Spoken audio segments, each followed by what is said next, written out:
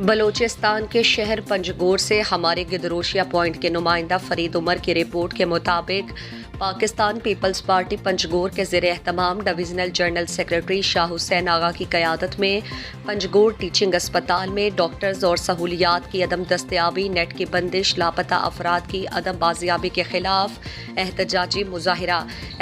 مظاہرے سے شاہ حسین آغا، حق دو تحریک کے ڈپٹی آرگنائزر ملا فریاد، اسٹوڈنٹس رہنما آصف فہد، سول سوسائٹی کے سمد صادق، راہ چار مسلم لیگ نون کے قاضی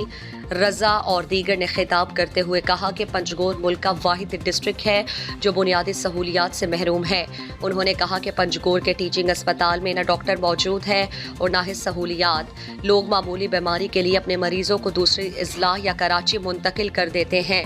انہوں نے کہا کہ پنجگور میں گزشتہ 1 سال سے موبائل کمپنیوں کے نیٹ سروس مکمل طور پر بند ہے اور اب پی ٹی سی ایل کے نیٹ کو بھی معطل ہے۔ انہوں نے کہا کہ 15 مارچ کو ہونے والے احتجاج میں عوام کو بھرپور ساتھ دینا چاہیے کیونکہ ہم عوام کے بنیادی حقوق کے لیے جدوجہد کر رہے ہیں۔